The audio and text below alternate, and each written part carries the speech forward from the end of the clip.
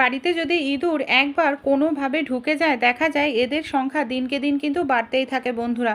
খুব সহজেই আমরা ঘরোয়া কিছু উপায় যদি অবলম্বন করি, ইঁদুরের হাত থেকে আমাদের ঘরবাড়ির মুদিখানা দোকানের জিনিসপত্র, দামি কাগজপত্র, দামি জামা কাপড় রক্ষা করতে পারি। কারণ বাজার থেকে যে জিনিসগুলো কিনতে পাওয়া যায় ইঁদুর তাড়ানোর জন্য, সেটা অনেকটাই দাম হয়, এমনকি সেগুলো কেমিক্যালযুক্ত হওয়ার কারণে অনেক সময় দেখা যায় আমাদের শরীরে ভয়ঙ্কর রোগ ব্যাধি বাসাও বাঁধে। আর ইঁদুরকেও যদি না তাড়ানো হয় তাহলেও দেখা যায় আমাদের শরীরে অনেক ভয়ঙ্কর রোগ ব্যাধি বাসা বাঁধে। তাই ঘরোয়া উপায়ে ইঁদুরকে তাড়ালে অনেকটা টাকা পয়সাও কম খরচ হবে, আর ঘর থেকে ইঁদুরও চলে যাবে। চলুন তাহলে আজকের রেমেডিটি আমরা দেখে নিই। আশা করছি রেমেডিটি যদি অ্যাপ্লাই করেন 100% আপনারা খুব ভালো ফল পাবেন। এখানে দেখুন আমি নিয়ে নিয়েছি একটি আলু। ইঁদুরের খুবই পছন্দের একটি খাবার আপনারা বলতে পারেন, সেটা হলো আলু। আলুটাকে কিভাবে আমরা অ্যাপ্লাই করলে ইঁদুর খুব সহজেই খেয়ে নেবে, চলুন দেখে নিই। আলু যদি সবজির ঝুড়িতে থাকে, দেখবেন অনেক সময় ইঁদুররা কিন্তু আলুকে মানে নষ্ট করে দেয়, খেয়ে নেয়, এমনকি কোনা কাঞ্চিতের মধ্যে আলুটাকে নিয়ে চলে যায়। তাই এইভাবে আলু নিয়ে নেবেন। মাঝারি সাইজের একটি আলু আমি অর্ধেক করে কেটে নিয়েছি।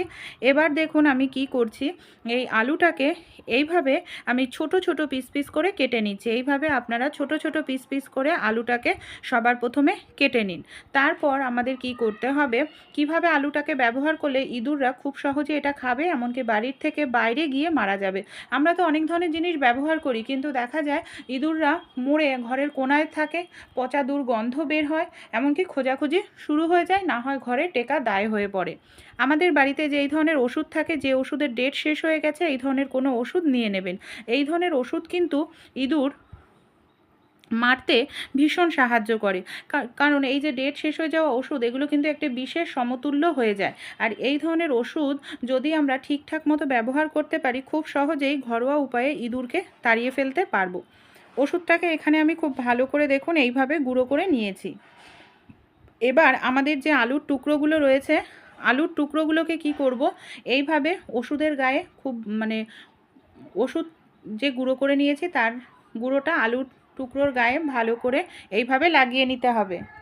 এইভাবে আমি সবগুলো টুকরোর মধ্যে ওষুধ এর গুঁড়োটা ভালো করে লাগিয়ে নিচ্ছি। এবার এইভাবে দিলেও আপনারা দিতে পারেন, কিন্তু অনেক সময় নাও খেতে পারে এইভাবে। এর জন্য আরও একটি কাজ করব, যাতে ইঁদুর সহজেই এটাকে খেয়ে নেয়। এর জন্য আমাদের কি করতে হবে, একটি পাত্রের মধ্যে নিয়ে নিতে হবে বেশ কিছুটা পরিমাণ আটা। আটা আমাদের প্রত্যেকের বাড়িতেই থাকে, আর আটাও কিন্তু ইঁদুররা খেতে পছন্দ করে। তাই এই ধরনের জিনিস ব্যবহার করতে হবে যেগুলো ইঁদুররা খুব সহজেই খেয়ে নেয়। এখানে আটার মধ্যে আমি কিছুটা পরিমাণ জল দিয়ে দিলাম। জল দিয়ে ভালো করে আটাটাকে দেখুন এইভাবে মিশিয়ে নিলাম। এরপর আমি একটা জিনিস দেব, সেটা হলো খাওয়ার সোডা বা বেকিং সোডা। খাওয়ার সোডা বা বেকিং সোডা আমরা যদি ব্যবহার করি, তাহলে দেখবেন এই যে ইঁদুররা খাওয়ার সঙ্গে সঙ্গেই না ইঁদুরের শরীরে একটি জ্বালা অনুভূত হবে, এমনকি সেই জায়গা থেকে সঙ্গে সঙ্গেই পালিয়ে যেতে বাধ্য হবে। তাই এইভাবে আপনারা খাওয়ার সোডা বা বেকিং সোডা যদি না থাকে, ইনো ব্যবহার করতে পারেন, সেটাও কিন্তু খুব ভালো কাজ দেয়। সামান্য পরিমাণ জল দিয়ে খুব ভালো করে মেখে নিতে হবে। যেরকমভাবে আমরা রুটি তৈরি করার জন্য আটা মাখি, ঠিক সেরকমভাবেই মেখে নেব। খুব ঘনও না, আবার খুব পাতলাও না। এই দেখুন একদম শক্তও না, নরমও না। এরকম মেখে নিয়ে আমাদের কি করতে হবে, এটাকে এরকম ছোট ছোট করে বল মতো তৈরি করতে হবে। এইভাবে দেখুন আমি ছোট ছোট করে বল মতো এটাকে তৈরি করে নিচ্ছি। এরপর এই বলগুলোর মধ্যেই আমরা রুটির মতো করে নিতে হবে, চ্যাপ্টা চ্যাপ্টা করে এইভাবে। তারপর যে আলুর টুকরোর গায়ে আমরা ওষুধ লাগিয়ে রেখেছি, সেই আলুর টুকরোগুলোকে এইভাবে আমি আটার টুকরোর ওপরে দিয়ে দিচ্ছি। আর এর মধ্যে যেহেতু আটা রয়েছে, আলু রয়েছে, তাই কিন্তু ইঁদুর অবশ্যই খাবে। আর বাড়িতে যদি এসে থাকে তাহলে অবশ্যই ইঁদুর খেতে বাধ্য হবে।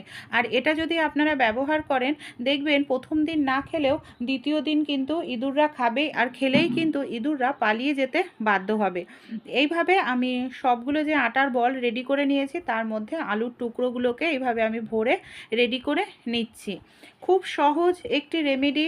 আপনারা নর্মাল আলু দিয়ে দিতে পারেন, যে ওষুধ মাখানো আলুগুলো, সেটা খেলেও কিন্তু ইঁদুররা মারা যাবে। কিন্তু অনেক সময় ঘরের কোনাচে কানাচে মারা গেলে গন্ধ বের হয়, তাই আটাটা ব্যবহার করবেন এইভাবে খাওয়ার সোডা ইনো দিয়ে। তাহলে দেখবেন খুব সহজেই ইঁদুররা খেলে সেই জায়গা থেকে পালিয়ে যাবে, বাইরে গিয়ে মারা যাবে। কোথায় কোথায় ব্যবহার করলে ইঁদুররা খুব সহজে এটাকে খেয়ে নেবে। যেখানে ইঁদুররা যাতায়াত করে, বিশেষ করে রান্নাঘরে যেখানে আমাদের মশলার কৌটোকাঠি থাকে, নানা রকম আটার কৌটো, ড্রাম থাকে, সেই সব জায়গায় ইঁদুররা ঘোরাঘুরি করে খাবার খোঁজার জন্য। সেই সব জায়গায় দিয়ে দেবেন, ইঁদুররা আসলেই কিন্তু ইঁদুররা খাবে।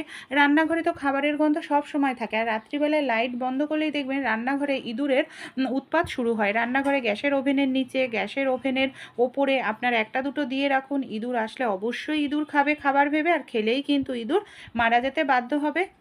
আর যেখানে আপনাদের বাথরুমের পাইপ রয়েছে, সিঙ্কের পাইপ, রাত্রিবেলা দেখবেন এইসব পাইপ দিয়েই কিন্তু ইঁদুররা ওঠানামা করে, তাই সেই সব জায়গাতেও দিয়ে রাখবেন।